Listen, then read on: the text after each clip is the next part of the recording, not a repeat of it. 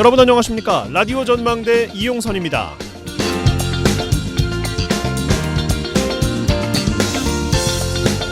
습하고 무더운 여름에는 불쾌지수가 올라갑니다. 요즘 같은 8월에는 불쾌지수가 한 80 정도 된다죠. 2명 가운데 1명은 불쾌감을 느끼는 정도라고 합니다. 실제로는 더 되지 않을까 싶은데 말이에요. 생활 속에서 작은 시비가 범죄로까지 이어지기도 하고 평상시에는 그냥 넘어갈 것도 예민해지기도 합니다. 특히나 민원을 상대하는 직업은 더 어려움이 있을 것 같습니다. 예전에는 철밥통이라고 부러움을 사던 공무원들도 사람 상대하는 일에 왜 눈물 쏟을 일이 없었겠나 싶은데요. 서울 서초구청에 최근 특별한 방이 하나 생겼답니다. 그 방에는 1인용 소파와 작은 화분, 차 한 잔의 여유를 가질 수 있는 전기 포트, 다양한 차들이 준비되어 있는데 가장 눈에 띄는 건 갑티슈와 휴지통입니다. 민원을 담당하는 공무원들이 감정 통제가 어려울 때 마땅히 혼자 있을 공간도 없는 직장에서 이 혼자만의 방에 들어가 눈물도 흘리고 화도 삭히는 거죠. 민원 담당 공무원들이 바디캠과 녹음기를 소지하고 폭언, 폭행에 대처 훈련을 해야 하는 이런 상황인데 매뉴얼대로만 할 수도 없는 게 현실이겠죠. 이 작은 방에서 혼자 마음을 가라앉히고 나면 더 큰 화를 피해갈 여유가 조금은 생길 것 같은지 그런 취지인 것 같습니다. 인도 속담에 이런 말이 있다고 합니다. 그 사람의 신발을 신어보기 전엔 그 사람의 발에 대해 이야기하지 말라. 역지사지의 여유가 필요한 요즘이 아닐까 싶습니다. 오늘 라디오 전망대가 준비한 소식입니다. 지역 소식들 뉴스 브리핑 통해서 들어보고요. 이번 주 취재기 민원 해결사 준비되어 있습니다. 문화산책 이번 주 이 노래 이어집니다. 잠시 후에 뵙죠.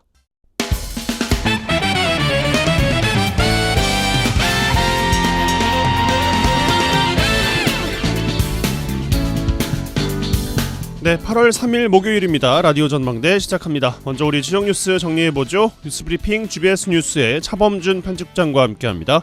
전화 연결돼 있어요. 안녕하십니까? 네, 안녕하세요. 네, 자 순천에서 시작합니다. 순천시 의회가 임시회를 개회하고 집행부가 제출한 예산을 심의했는데요.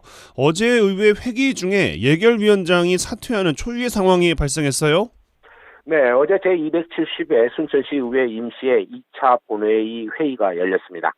그런데 본회의장에서 신정난 예결특위위원장이 전격적으로 사퇴 의사를 밝혔고 언론을 통해 이번 회기 동료 시의원들의 예산 심의와 승인 과정을 비난하는 입장을 냈습니다. 신정난 예결위원장은 어제 사퇴 입장문을 통해 순천시 의회가 이번 회기에 조례동 백강로 완충 녹지 및 이면도로 개설 사업과 관련한 예산 430억 원을 승인했는데 해당 사업이 형평성 논란이나 심각한 갈등을 유발하고 있는 사안으로 예결위 위원들의 결정에 심히 유감을 표한다 이렇게 입장을 냈습니다. 신정난 의원은 예결특위가 심의와 가결에 더욱 신중해야 될 사안에 대해 수기의 과정을 내팽겨치고 속단을 했다며 특위위원장직을 사퇴한다고 밝혔습니다. 해당 사업 순천시가 도심 녹지 확보를 위해 추진하는 완충 녹지 조성 사업으로 순천시는 백강로 일대 사유지를 매입해 완충 녹지와 이면 도로를 개설하는 사업을 추진해 해당 사업관 지주들의 편입 반대 민원이 제기된 상태입니다. 일부 주민들은 해당 사업에 대해 순천시를 상대로 고소 고발까지 제기된 상태인데요. 토지 소유주들은 법원에 도시계획시설사업 실시계획 인가 고시 무효 확인 소송을 접수한 상태입니다. 정리해보면 시 집행부가 추진하는 특정 사업에 대한 시의회의 예산 심의 과정에서 이 심의를 주도하는 예결위원장이 동료 의원들을 비난하면서 사퇴한 상황입니다. 이번 예결위원장의 사퇴를 불러온 해당 사업 예산 심의와 의결 과정을 한번 살펴볼까요?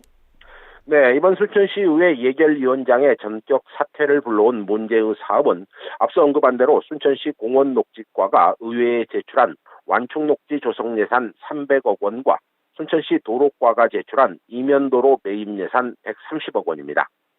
해당 예산이 의회로 넘어오자 총 11명으로 구성된 순천시의회 예결위원회 위원들은 무기명 투표까지 가는 내부 논쟁 끝에 해당 사업 예산을 표결에 붙였고 사업비는 7대4로 순천시 집행부 원안대로 가결됐습니다. 이 과정에서 신정난 위원장은 해당 예산은 고심의 시간을 갖고 추후 논의할 수 있었음에도 불구하고 안건이 졸속 심의 처리됨으로써 특혜 시비가 일고 있다며 예산을 가결 승인한 동료 의원들에 대한 항의의 뜻과 또 예결위를 제대로 이끌지 못한 책임을 이유로 예결위원장을 사퇴했습니다. 예결위원장이 의회 회기 중에 자진 사퇴한 이번 순천시의회 초유의 상황에 대해서 지역 일부에서는 의회를 장악하고 있는 민주당 소속 정치권의 내부 갈등이다. 뭐 이런 분석도 나오고 있더군요.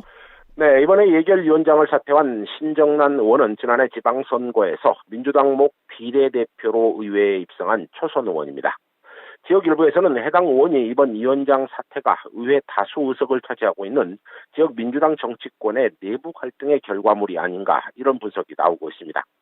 실제 지역 일부 정치권에서는 이번 회기에서 논란이 된 백강로 완충녹지 사업의 승인과 관련한 논란과는 별도로 이번 회기에서 부결된 순천시 도사동의 교량교 예산과 관련해 민주당 정치권의 예결위원장에 대한 책임 추궁 성격의 사퇴가 아닌가 이런 예측도 나오고 있습니다. 순천시 도사동 교량교 사업은 지역구 소병철 국회의원의 국비와 특별교부금 확보한 사업 예산으로 최근 지역 주민들에게 지적으로 홍보까지 한 사업인데요. 의회 예결위에서 시비 105억 원 가운데 45억 원을 이월시키지 않고 삭감하면서 민주당 지역위원회 차원에서 신정난 위원장에 대한 강한 질책이 있었다 이런 후문이 들리고 있습니다. 순천시 의회 예결위의 이번 혼란 상황에 대해 지역 일부 정치권에서는 당초 순천시 의회 예결위원 구성 과정에 위원 11명 전원이 의원 경력 1년 정도의 초선 시의원들만 구성돼 있어 예산 심의 역할을 제대로 할 수 있을지에 대한 우려가 있었는데 결국 일이 터진 게 아니냐 이런 입장도 나오고 있습니다. 그렇군요. 결국 일이 터졌다 뭐 이런 이야기들도 있는 것 같습니다. 파장이 좀 이어질 것 같은데요. 후속이 나오는 대로 전해드리겠습니다. 자, 광양으로 갑니다. 위탁 운영 업체를 선정하지 못해서 개장이 지연되어 온 광양시 수산물 유통센터. 광양시가 개장을 서두르겠다는 입장을 반복해서 밝히고 있습니다만 개장 15개월이 지나도록 아직도 명확한 개장 날짜를 잡지 못하고 있어요. 네, 광양시 수산물유통센터가 지난해 4월 시설 준공 이후 여러 차례 시설 운영자 모집에 나서고 있지만 개장 15개월이 지나도록 개장 시기가 미뤄지고 있습니다. 국비와 시비 등 총 222억 원을 투입한 해당 시설물이 광양시의 애물단지로 전락할 수도 있다. 이런 우려가 개장 전부터 나오고 있습니다. 해당 시설의 개장 지연 문제, 그동안 이 시간을 통해 광양시가 운영업체 선정만 되면 곧바로 운영이 가능하다는 입장을 반복해서 전하고 있다. 이런 소식인데 아직도 명확한 개장 시기를 잡지 못하고 있는 상황입니다. 특히 얼마 전에는 정인화 광양시장까지 나서서 8월 중에는 개장이 가능할 것이다. 이런 입장까지 냈는데 정 시장이 예측한 8월 개장 시기도 아직 불투명한 상황이라는 예상이 나오고 있습니다. 예, 광양시의 개장 지연 상황을 뭐 여러 번 전해드린 것으로 기억하는데 개장 시기가 왜 이렇게 한없이 뒤로 미뤄지고 있습니까? 네, 지난 봄 광양시는 개장이 계속 지연되는 상황을 막기 위해 편의시설 전체가 아닌 일부라도 순차적으로 시설을 개장해 7, 8월 중에는 개장을 목표로 최선을 다하고 있다. 이런 입장을 전했습니다. 더구나 편의시설 입찰과 관련해 문의 전화가 끊이지 않고 있다며 임대료 조건만 맞으면 금방 해결될 것이다. 이런 입장을 보인 바 있습니다. 이 당시 제가 해당 소식을 전해드리면서 광양시가 이제는 이솝우화의 늑대와 양치기 소년 같다며 여러 변수가 있어 7, 8월 개장이 어려울 수도 있겠다. 이런 전망을 했는데 최근 광양시는 언론을 통해 당초 예상했던 8월 개장이 유동적일 수도 있다. 뭐 이런 입장을 보이고 있습니다. 예, 뭐 개장 시기가 늦춰지는 것도 문제겠습니다만 지역 일부에서는 수산물 생산이 거의 없는 광양에서 이 유통센터를 건립한 것 자체가 처음부터 무리했다. 뭐 이런 비판도 나오고 있더군요. 네, 지자체장이나 국회의원이 제일 자랑으로 내세우는 것이 국비와 도비를 확보했다. 뭐 이런 내용인데요. 이 광양시 수산물유통센터 국비 55억 8천, 도비 19억 2천, 시비 147억 2천만 원이 투입된 사업입니다. 광양시는 올해 수산물유통센터에 복합 문화공간 조성과 냉장 창고 설치, 장애물 없는 생활환경 보완공사 등 시설과 보강공사로 국비 4억, 도비 3억, 시비 13억 원을 투입해 추가로 총 160억 원에 이르는 시비를 투입해 개장을 서두르고 있습니다. 결국 밑빠진 독에 물 붓기식으로 사업이 흘러가고 있는 셈인데요. 진행자님 말씀대로 광양시가 수산물 산지 거점 지역이 아님에도 160억 원에 이르는 시비를 추가로 투입해 사업성이 불투명한 사업에 매달리고 있는 상황이다. 이런 비판도 나오고 있습니다. 오죽하면 정인화 광양시장도 얼마 전 기자 간담회 과정에서 이 광양시에서 수산물 생산이 안 되는데 유통센터 건립이 합당했었는지 여부는 평가를 유보하겠다 이런 발언도 했고요. 기왕 시비가 투입된 만큼 전국 유통망을 갖춘 도매업체를 법인으로 선정해 이 센터를 활성화하겠다 이런 희망사항을 밝힌 바 있습니다. 이 첫 단추가 잘못 꿰진 사업에 개장까지 미뤄지고 있는 해당 사업이 앞으로 어떻게 나아갈지 곁에서 지켜보는 시민들의 근심이 깊어지고 있습니다. 네, 뉴스브리핑 GBS 뉴스의 차범준 편집장과 함께했어요. 고맙습니다. 네, 고맙습니다. Raindrops are falling on my head, and just like the guy who's feeling. 네, 이번 주 취재기 시간입니다. 여수 MBC 김단비 기자 스튜디오에 나와 계세요. 어서 오십시오. 안녕하세요. 오랜만입니다. 네, 또 직접 취재한 이야기 들어보는 시간인데 2주 만에 봬요?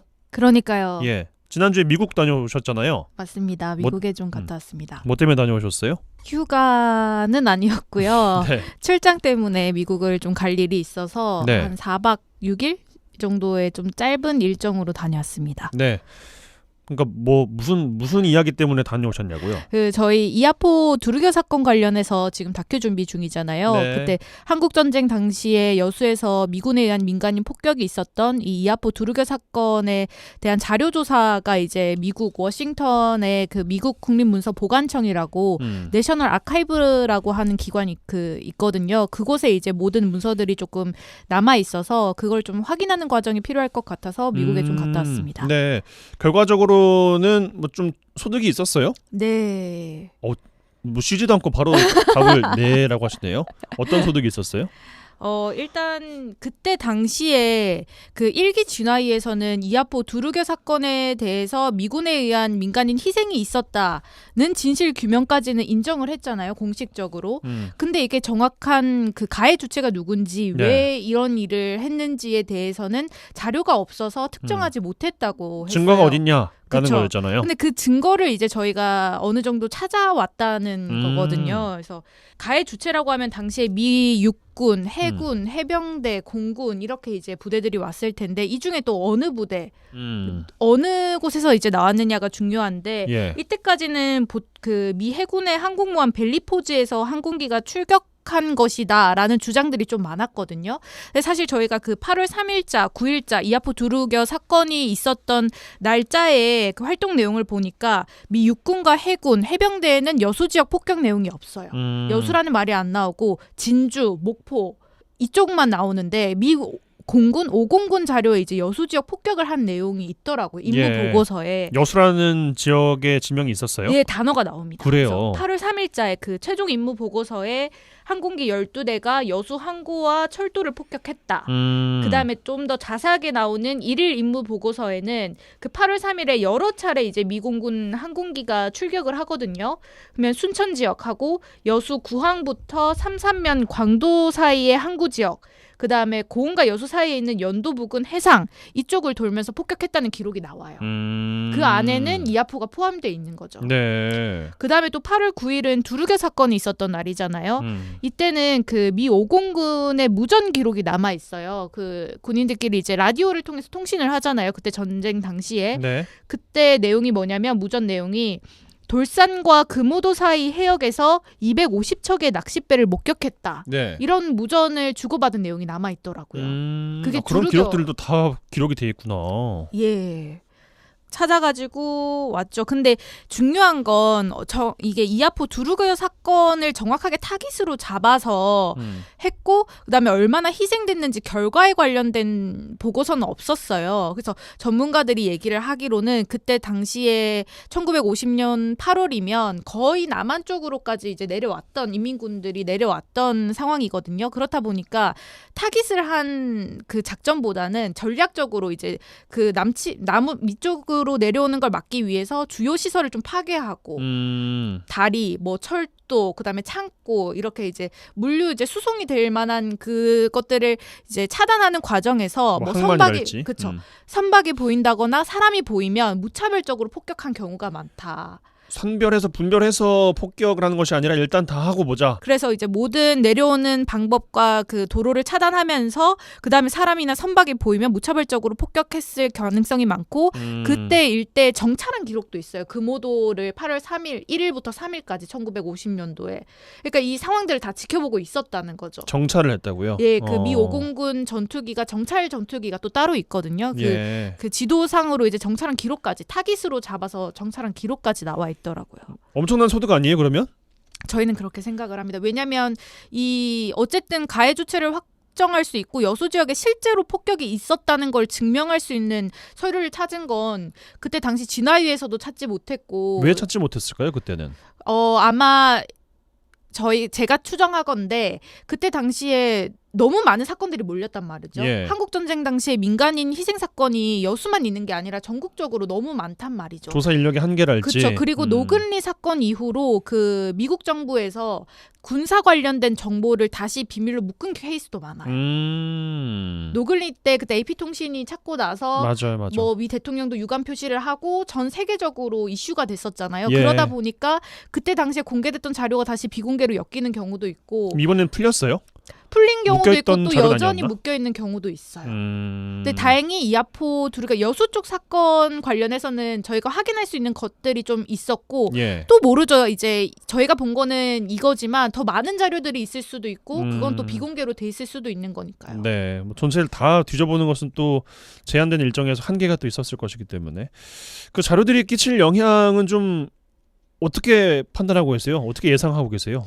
취재하면서 이거면은 이 정도의 파급은 있겠는데 이런 생각을 좀 하게 될 것 같은데. 일단은 이때까지 사실 여수시나 그쪽에서의 그 진실 규명이라고 말하는 것들이 되게 지지부진했잖아요. 네. 추모제만 했을 뿐이지 추모제 외에 뭐 보상을 논의한다거나 아니면 지금 유일한 이아포 사건의 생존자는 이춘혁 씨 89살 할아버지가 한 분이 전부이신데 다른 뭐 생존자가 있을 수도 있고 아니면은 그걸 기억하고 있는 유가족이 있을 수도 있고 한데 이런 분들을 찾으려는 노력들은 되게 조금 저조했다고 저는 생각을 하거든요. 근데 말로만 진실 규명 해야 된다 했지만 사실 미국 가서 본 케이스도 저희가 처음이었고 근데 어쨌든 미국에 의해서 발생했던 사건이고 희생된 사건이라는 거에 문서로 드러났기 때문에 앞으로 좀 더 그 유족들에 대한 보상이라든지 아니면 그분들을 위해서 뭐 법제정이라든지 아니면 이아포 두루개 사건뿐만이 아니라 그 당시에 민간인 폭격 사건이 많았기 때문에 이 전체를 아우를 수 있는 법제정을 할 수도 있는 거잖아요. 그런 부분에 있어서 좀 더 속도를 낼 수 있지 않을까 저는 이렇게 생각을 합니다. 네, 오늘 이아포 추모제가 또 있었다 그래요? 예, 들어갔다 오셨다고요 또? 예, 1시간 조금 넘게 추모제를 했었는데요. 되게 뜻깊은 행사죠. 예. 그리고 이제 8월 9일에는 두루겨 그쪽에도 그 제막식 비석이 세워진대요. 그것도 되게 뜻깊은데 좀 한 가지 오늘 추모제를 지켜보면서 아쉬웠던 건 네. 그 이춘혁 어르신이 부산에 사시는데 생존자분 부산에 사시는데 이 추모제 때마다 매번 행사를 참석하세요. 근데 지금 89살 거의 되셨잖아요. 90이 다 돼가 가시네요. 그렇죠. 그 땡볕에 1시간 정도 앉아있기가 되게 힘드신 분이세요. 근데 그분을 앉혀놓고 그 추모사 인사 말씀이 거의 30-40분인 거예요. 내외빈. 네. 참. 그리고 마지막 순서로 헌화를 해요. 예. 헌화를 하는데 저는 할아버지가 맨 처음에 하실 줄 알았거든요. 생존자분이.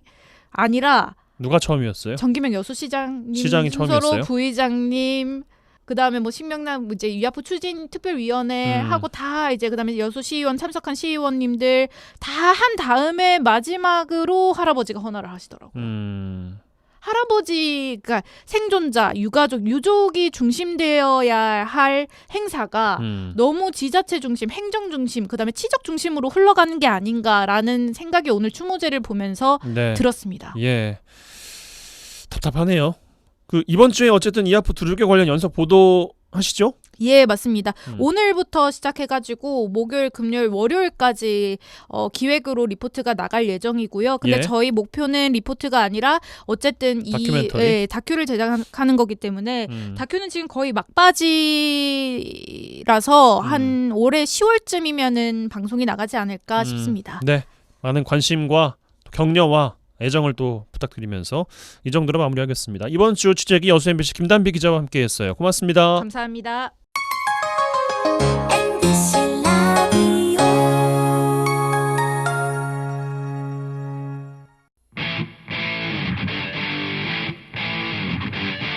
젊고 당찬 시사 생활밀착 뉴스 이용선의 라디오 전망대.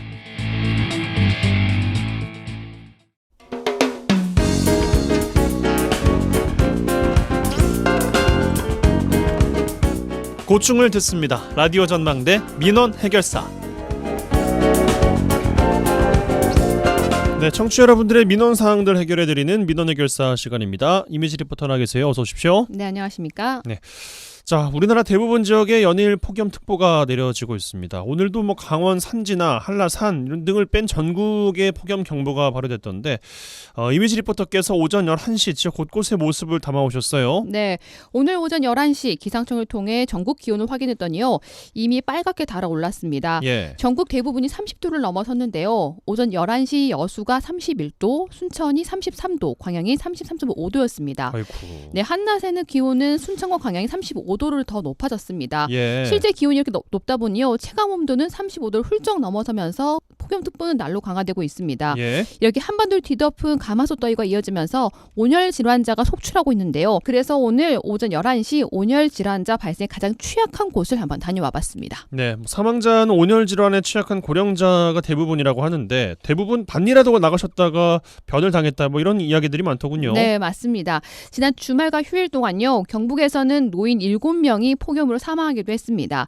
전남에서도요. 하루 4명에서 11명의 온열 질환자가 발생하고 있다고 하는데요. 네. 오전 10시부터 12시까지 사이에는 실외 작업장과 논밭, 길가 등에서 환자가 발생하고 있는 만큼 가급적 야외 활동을 자제해 줄 것을 당부하지만요. 오전 11시 여수 화양면 논밭에는 어르신들이 떼 앞에서 앉아서 농사일을 하고 있었습니다. 어르신들은요. 재난 문자를 수시로 받긴 하지만 일손은 놓을 수 없기 때문에 나와서 일을 한다고 하는데요. 쉬시면서 한다고 하지만 목에 걸친 수건은 이미 땀으로 흠뻑 젖어 있었습니다. 어른 얘기 들어보시죠. 더워도 해야야 못 참어. 뜨거워서 가려고 이제. 더워서 못해. 이거 한낮에 죽고 진짜 정때 해 그러면. 5시간 넘으면 좀 하고 그나는 뭐 아주 그래 조금하고 걸리 못해. 그러니까 맨날 메시지가 오네 전화에. 저 더분께 이러지 말라고. 좋은 사람들이 굴도 떼깍소리 자꾸만 해야지 하면 뭐 어찌 꾸너이 놓고 가면. 지심잠바 이렇게 짓는데 안 me면 안 되지. 4학년보다 덥지. 그러니까 올해는 비도 많이 오고 덥기도 많이 덥고 너무 더 뜨거워도 곡식이 타지지. 이래야 먹고 살지. 전에는 일 안 하면 안 되고 해야 되고 더운 게 사람이 피곤하고 힘들지. 그러니까 이제 아무것도 못하고 이제 집에 가면 이제 거석이나 털어놓고 앉았지. 예, 무리하시지 않았으면 좋겠는데 또 이 네. 반일이라는 게 또 가만 놔둘 수는 또 없는 거니까. 그렇죠. 예. 최근에 마트 주차장에서 일하던 30대 직원이 온열 질환으로 숨지면서 산업안전당국에도 비상이 걸렸다고 해요. 폭염 속에서 택배 작업하는 물류창고 작업자나 기사들도 온열 질환이 많이 발생하는 직업군 아니겠습니까? 네, 이 택배 기사들은요 오전 이른 시간부터 출근해서 택배 분류 작업과 상하차 작업을 하고 나면 보통 기온이 30도 이상으로 오르기 시작하는 오전 10시 전후로 배송 시작합니다. 예. 이 기사들은요 사방이 막히고 냉방도 되지 않은 적재함에서 수많은 택배 상자를 꺼내고 정리하면서 땀을 비오듯 썼는데요. 일을 시작한 지 얼마 되지 않은 11시만 돼도 이미 옷은 땀으로 흠뻑 젖어 있었습니다. 그나마 휴식 시간은 아파트 동과 동을 이동하는 짧은 사이에 운전하면서 느낄 수 있는 에어컨 바람이 전부라고 하는데요. 네. 회사에서는 시간마다 휴식 시간을 가지라고 하지만 택배기사 입장에서는 지키는 게 더 어렵다고 얘기합니다. 이게 이제 물량이 많은 사람에 따라 다른데 저 같은 경우는 7시 반에 출근해가지고 하차 물건 다 싣고 나와가지고 6시 반? 또 이제 2차 물량 이렇게 더 치고 가야 되거든요. 온도차가 더 높아지다 보니까 더 더워지는 것 같긴 한데. 네, 그냥 차에서 그냥 좀 에어컨 틀고 몇 분 쉬는 거? 네, 그런 거밖에 없는 것 같은데. 따로 휴게 시간이 없나요? 저희는 그거 짬내가지고 이제 쉬기도 하죠.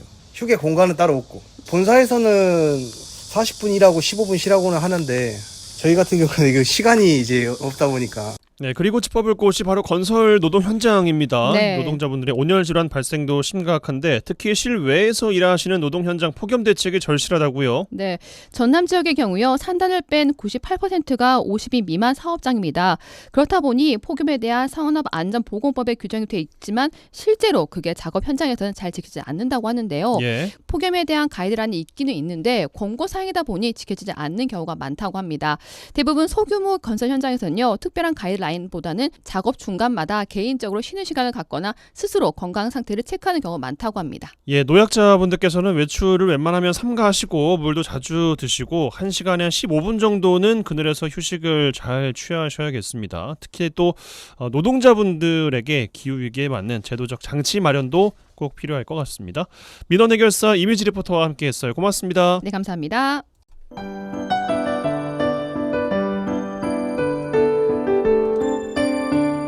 라디오 전망대 문화 산책.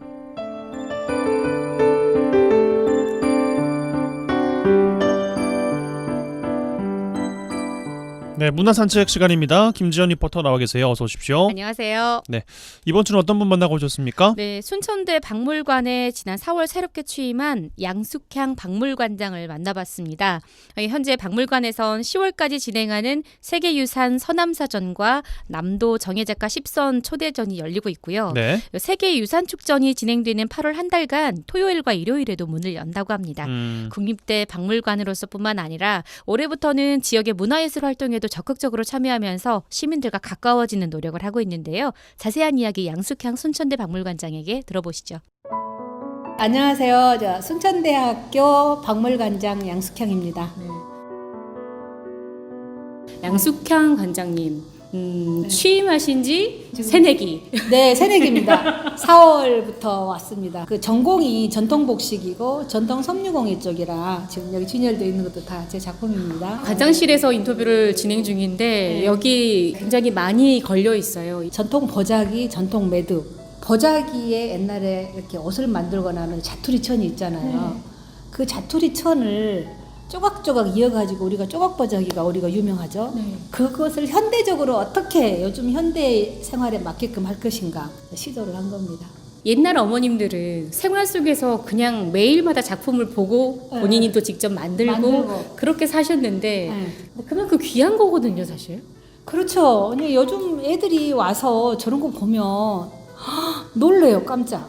볼 기회가 없어요. 네, 없죠. 강의도 지금 전통 보자기, 전통 매듭 시간이 따로 있어요. 네. 애들 하면 너무 좋아해요. 그 한복 수업도 하고, 네. 한복도 직접 만들고. 박물관뿐만이 아니라 전통에 관련된 연구를 저는 아마 어머니 그 뱃속에서부터 그것을 보고 듣고 자랐던 것 같아요. 어머니도 한복을 하시고 이모님도 한복을 하시고 아버님이 세계사를 전공을 한 역사를 전공하신 분인데 제가 어머니 아버지의 그 DNA를 다 이어받아가지고 근데 우리 옷을 이렇게 만들어 보면 너무너무 과학적이어서 수업하면서 반드시 그렇습니다. 정말 우리는 이러한 지혜로운 선조를 만난 것에 대해서 우리 감사 박수 한번 치자 이렇게 해서 시작을 합니다. 그만큼 한국의 전통에 대해서 생각을 많이 하셨고 박물관 관장이 됐으니까 이제 좀 이렇게 끌어가 봐야겠다라는 또 처음 각오가 또 대단히 크셨을 것 같거든요. 아, 그럼요. 네. 박물관은 죽어있는 어떤 물건들을 진열하는 것이 아니라 우리의 고유의 유산을 현대의 새로운 하나의 창작 요소로서 제공해 주는 거, 그 장소가 바로 박물관이다. 인성교육과 함께. 그래서 우리 이 순천대학교 박물관은 시범적으로 하고 있는 지역 작가 선생님들 오고 또 초, 중, 고등학교 학생들의 또 체험 장소도 되고 우리 유산을 보면서 이제 여기가 아이들, 어른이 함께 어우러서 말하자면 공유할 수 있는 그런 문화 공간.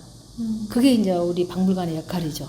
그 박물관에서 가장 많이 자료를 가지고 있는 이쪽 지방의 고고학적 우리가 발굴했던 거 그런 거 갖고 또 이제 학교에 저쪽에 그 여유 공간을 활용을 해서 고인돌 공원을 조성을 해서 박물관과 외부 체험도 하고 할 수 있는 게 여기 이제 이러한 우리가 단순 어떤 먹고 마시고 하는 카페가 아니라 문화를 공유하면서 또 세대 간의 그런 이야기도 하면서 동료 간에도 이야기를 할 수 있는 그런 정말 인간적인 그런 공간이 되길 제가 목표로 하고 있습니다. 굉장히 많은 분들이 이제 순천대학교를 찾아서 순천대 박물관에서 또 문화를 공유하고 옛날 어땠고 현재는 어떻게 진행이 되고 있고 앞으로 이렇게 가겠구나라는 걸 한눈에 좀 볼 수 있을 그런 기회들이 많이 생길 것 같아요.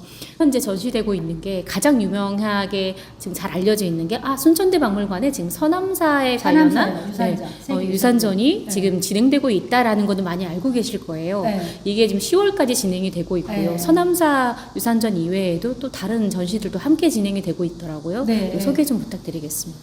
지역 작가님들에게 전시 공간을 활용을 해주고 이쪽에 그 국립대, 전남대, 목포대, 순천대가 세 개의 대학이 합쳐서 지역별로 작가들을 선정을 해서 그 작가들에게 순회 지금 전시를 하고 있습니다. 하고 있고 조만간에 아마 이제 한 9월, 10월 정도 되면 우리가 요순 사건 있잖아요. 우리 이쪽 지역에서는 상당히 가슴 아픈 일이잖아요. 그 요순 사건의 우리 자료를 여기 그 연구소에서 지금 다 모았어요. 그래가지고 박물관 한쪽에 상징적으로 상설 전시장을 만들려고 하고 있어요, 지금. 언제든 오면 볼 수 있게. 예, 우리 요순 사건에 대한 것만큼은 순천대 박물관에 가면 된다.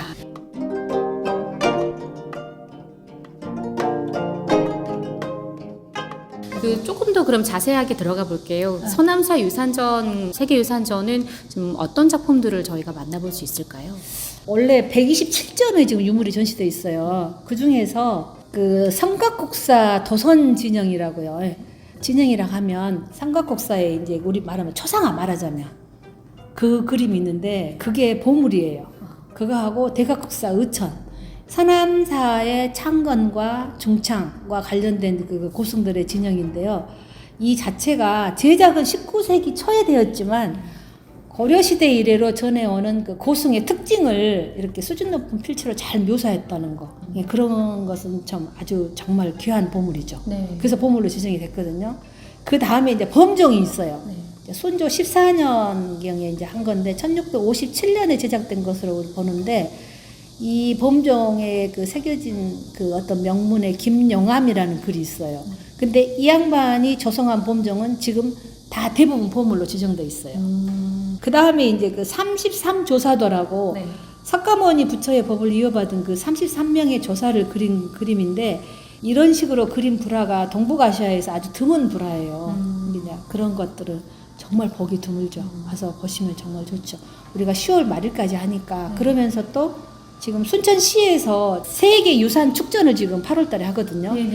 그 중에 하나가 우리 서남사 그 세계유산전이 그 코스에 하나로 들어가 있어요. 순천대에서 이제 말을 협조를 해주는 거죠. 상당히 지목받는 곳이 아닌가, 우리 순천이. 근데 거기에 또 우리 순천대학도 지역의 국립대로서 열심히 하겠습니다. 세 가지 전시 사업 중에서 또 지역예술 전시공간 지원 사업이 있었어요.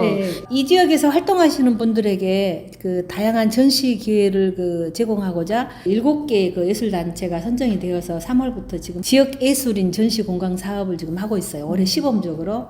작가 선생님들이 너무 좋아하시고 또 우리도 이거 하시면서 또 지역 시민들이 또 너무 좋아하시더라고요. 내년에는 좀 더 늘리려고요. 광주 전남 국립대 공동 사업이 진행되고 있습니다. 여기에 대해서도 한 말씀 해주세요. 지금 순천대하고 우리 순천대하고 목포대, 전남대 박물관이 광주 전남 출신 작가 10명을 선발을 해서 지금 순회 전시를 진행하고 있어요. 그래서 현재 4차 전시가 종료되고 이제 8월 7일부터 지금 이제 5차 전시가 지금 이제 곧 될 예정입니다. 어떤 작품을 8월에 만나요? 8월에는 플라워 유니버스 그 전시를 할 예정입니다. 이거는 서양 화가입니다. 순천대 박물관에 가면 옛날 유물을 볼 수 있어가 아니네요, 이제는. 그렇죠. 우리가 박물관 하면 뭔가 죽어 있고 좀 모시시하고 이런 게 아니라 옛날 것도 현대에 다시 어떻게 우리가 활용해서 창작을 해서 새로운 것을, 왜냐면 옛날 것은 옛날 것으로 보고 끝나는 게 아니라 그것을 우리가 현대에 어떻게 개성할 것인가, 이게 중요하잖아요. 그런데 박물관이 이제 역할을 많이 해야죠. 이게 이제 초중고생들에게는 애들에게 지식만 전달하는 게 아니라 전인교육을 시켜야 되는데 그러한 전인교육의 방법이 박물관이 가장 좋다. 박물관에서 이제 그런 교육으로 옛날의 유물을 보고 현대에 어떻게 창조하는가도 보고 새로운 이미지로 그러면서 옛날의 정서와 이게 또 자연과 교감하는 이제 그런 곳으로 이 박물관이 지금 역할을 하고 있습니다. 그렇게 해서 첫 번째로 지금 이제 학생들이 오전에도 왔다 갔어요. 네. 오후에 또 옵니다. 네. 저기 목포 홍일고에서 와가지고 또 여기서 이렇게 보고 가는데 특히 또 이쪽에 공립대는 우리 하나밖에 없어요. 과거와 현대 과거와 연결시켜주는. 제가 이제 하고 있는 저런 작업들도 다 그거의 일환이죠. 하나죠. 그래서 애들이 와서 이렇게 보고 가면 그냥 보고를 안 해요. 보고 난 다음에 그 이미지를 반드시 A4 용지에 자기가 상상했던 것을 그리라고 그래. 여기서 받았던 느낌을. 그래가지고 거기 스탬프 하나 딱 찍어갖고 갖고 가. 우리도 그러잖아요. 어디 가가지고 구경 딱 하고 오면 돌아서 갖고 뭘 봤더라 이러잖아요. 근데 자 산암사 유물을 봤어요. 유물전을 봤어요. 세계유산전을 봤어요. 그거 보고 거기에서 자기가 하나 콕 꽂히는 것이 있잖아요. 그 꽂히는 것을 여기서 그리라고 그래요. 그러면 자기식으로 그려지거든요. 거기다 우리가 스탬프 하나 찍어줘요. 갈수록 가치를 두는 게 문화거든요. 박물관에서의 활동은 그게 아니라는 거죠. 직접 애들이 보고 듣고 체험하는 것까지 해야 돼. 그래야지 앞으로 우리 전통 문화가 계속 개성될 거 아닙니까? 전통 문화가 그대로 가는 것이 전통 문화 개성이 아니고 애 것을 그대로 보긴 보되 그것을 현재에도 이어갈 수 있는. 왜냐하면 우리가 지금 식당을 가도 다 의자식으로 바뀌었잖아요. 왜? 요즘 사람들이 좌식 생활을 안 해요. 원형은 그대로 있대. 그것을 현대에 어떻게 해서 살아갈 것인가. 그래야지 살아남아요. 전통도. 안 그러면 전통 없어져 버려요. 우리하고 우리 현대 생활하고 멀어지면 없어져 버려요. 아무리 소중해도. 박물관은 그런 역할을 한다는 거죠. 옛날 거 그것을 원형을 그대로 보여주되 요즘 애들에게 친근감 있게 어떻게 기억에 남고 계승시켜 줄 것인가.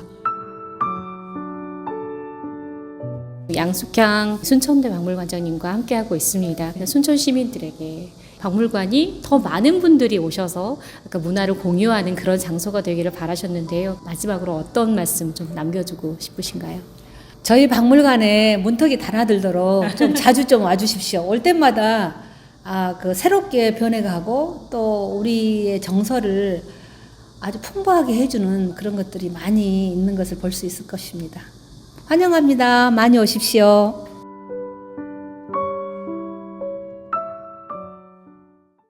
줄 수 있는 게 이 노래밖에 없다 가진 거라고. 네, 이번 주 핫한 뉴스들 소개해드리고 뉴스에 어울리는 노래들까지 골라드립니다. 이번 주 이 노래 송유라 아나운서와 함께합니다. 어서 오십시오. 안녕하세요. 네, 자 이번 주 어떤 노래와 뉴스 골라오셨습니까?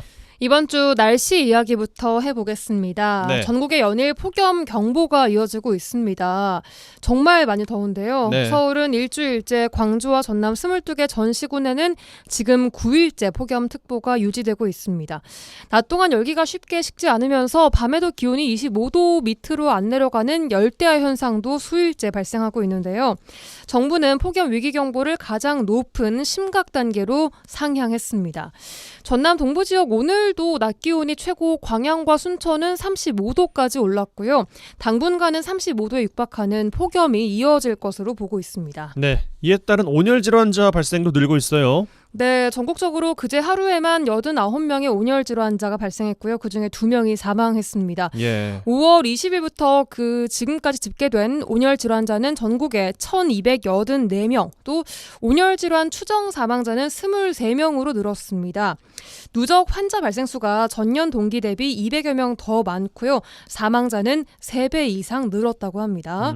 특히 광주와 전남 지역의 온열 질환자가 100명을 넘어섰는데요. 이 중에 73명이 전남 지역에서 발생을 했습니다. 어제는 광주에서 폐지를 줍고 귀가하던 60대 여성이 자택에서 쓰러진 채 숨졌는데요. 당시 체온이 41.5도로 측정이 됐다고 합니다. 41.5도. 네. 가축들도 이 더위에 속수무책으로 당하고 있다 그래요.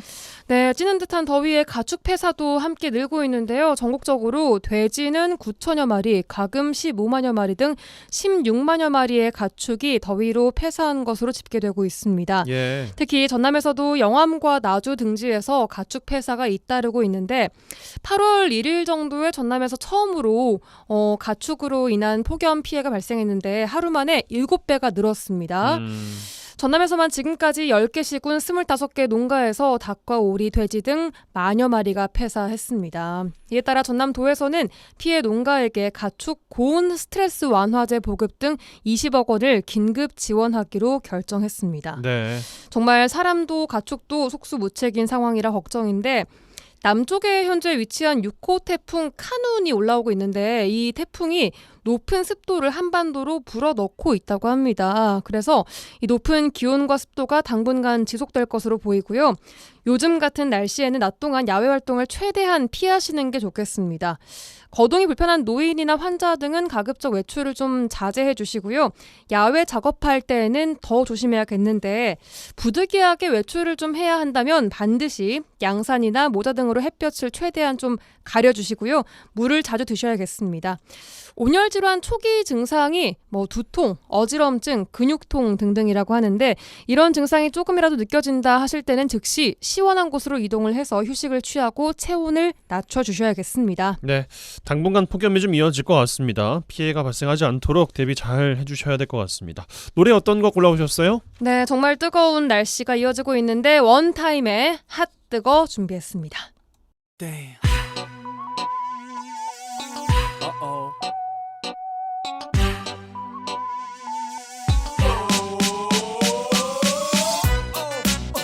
Yeah, come on, make it hot.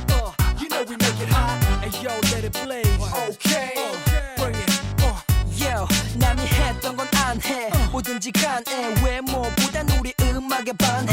노래고 랩이고 제대로 할래. 원한다면 언제든지 말해. 고개를 흔들어 박자에 맞게. 더 이상 뭘 더 바래. 다들 아시다시피 우리 음악은 핫 뜨거 뜨거 핫 뜨거 뜨거 핫. 엉덩이에 살짝 걸친 청바지. 목걸이는 길게 배꼽까지.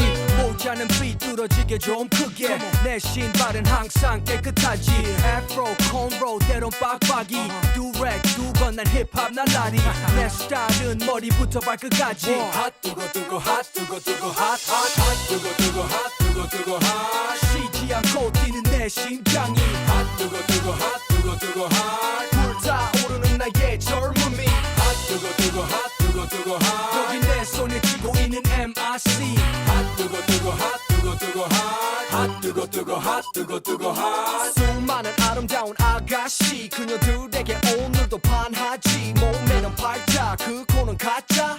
상관없어 예전보다 낫다. 이 세상 그 어디 아무리 가도 미모는 한국 여자가 최고. 날 보고 웃어주는 환한 그 미소 핫 뜨거 뜨거 핫 뜨거 뜨거 핫. 자꾸 가불어대는 너시 아마 나가오 조심해. 머리 아주 뜨거운 화산이 폭발하듯이 나 열받으면 아주 dirty. 난 낮잠을 자고 있는 온순한 사자. 코털을 건드리는 자가 너무 많아. 한국 남자 우리 성질은 핫 뜨거 뜨거 핫 뜨거 뜨거 핫 뜨거 뜨거 핫 뜨거 뜨거 핫. 쉬지 않고 뛰는 내 심장이 핫 뜨거 뜨거 핫 뜨거 뜨거 핫. 불타오르는 나의 젊음이 핫 뜨거 뜨거 핫 뜨거 뜨거 핫. 여기 내 손에 쥐고 있는 MRC 핫 뜨거 뜨거 핫 뜨거 뜨거 핫. 핫 뜨거 뜨거 핫 뜨거 뜨거 핫. 원타임의 핫뜨거 듣고 오셨습니다. 네. 송유라 아나운서와 함께 이번 주 이 노래 전해드리고 있고요. 다음 이야기는요? 네, 지금 국내에서는 세계적인 행사가 하나 열리고 있는데요. 바로 제25회 세계 스카우트 잼버리입니다. 예. 이 행사는 세계 스카우트 연맹에서 주최하는 가장 큰 스카우트 행사로 지난 1일부터 전북 부안군 새만금 일대에서 국제적으로 열리고 있습니다. 이번 대회는 역대 대회 중에 가장 많은 4만 3천여 명이 참여하고 있고 아주 크게 진행이 되고 있는데 폭염과 함께 이 준비 미흡 문제가 도마 위에 올랐습니다. 네, 뉴스에 많이 나오더군요. 네.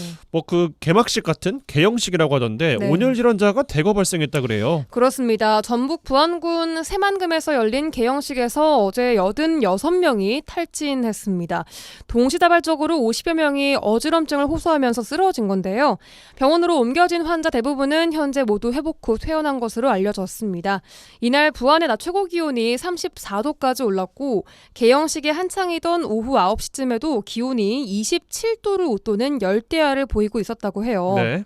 당국은 개영식 도중에 대응 2단계를 발령하고 행사 중단을 요청하기도 했고요. 이날 개영식에서는 총 108명의 온열 질환자가 발생했고 복통, 두통, 근골격계 손상, 발목빔 이런 것까지 다 포함하면은 개영식 관련 환자만 139명에 달하는 것으로 집계됐습니다. 예, 더운 날씨도 문제겠습니다만 또 이야기 나오고 있는 것이 준비 부족 때문에 논란이 좀 있더군요. 그렇습니다. 여러 문제들이 나오고 있는데 우선 열악한 시설도 도마 위에 올랐습니다.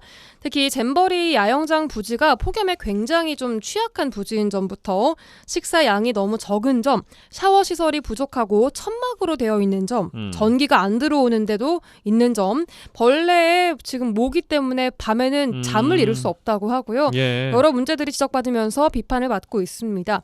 SNS를 중심으로 스카우트 대원의 가족들로 추정되는 국내외 누리꾼들의 항의도 잇따르고 있는데요.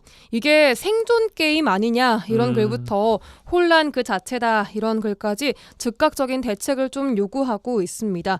좀 유감스러운 것이 세계 스카우트 연맹 페이스북에서도 음식, 위생, 그늘 부족 등의 모든 문제로 잊을 수 없는 부정적인 경험이 될 것이라는 글이 올라오기도 했더라고요. 예.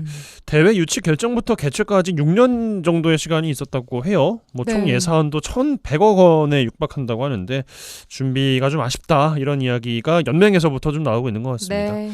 근데 이게 한국의 이미지랑 연결이 돼 있어서 맞아요. 이게 좀 씁쓸하긴 합니다. 아쉽습니다. 예. 아무튼 더 큰 사고 없이 잘 마무리가 돼야 될 것 같습니다. 자, 어떤 노래 골라오셨습니까? 네, 보이스카우트의 잼버리 노래 준비했습니다. 노래 들으시고 송유라 아나운서 보내드리죠. 고맙습니다. 고맙습니다. Yeah, well, I've been working on a special move. Check this out. Sky represent first jamborees. 보이스카시 만들어낸 힙합 jamboree.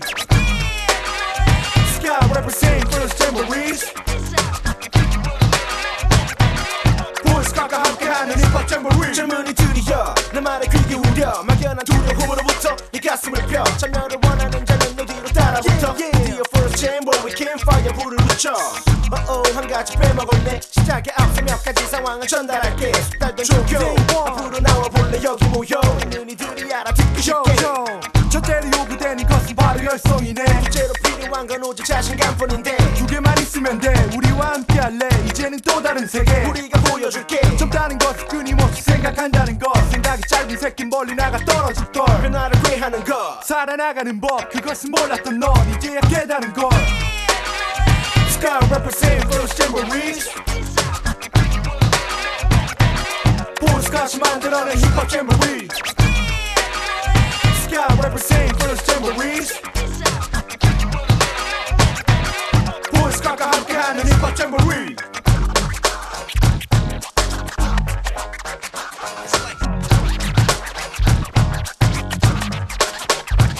저불을 밝혀 닫혀 있던 마음 활짝 열어 제껴. 성공과 실패를 가늠하긴 우리 너무 젊어. 아직은 어리다는 걱정 따윈 멀리 던져버려. 지금까지 생각했던 것과는 달라. 아무도 몰랐던 것은 우리들은 알아. 확실히 끝을 보고만은 우리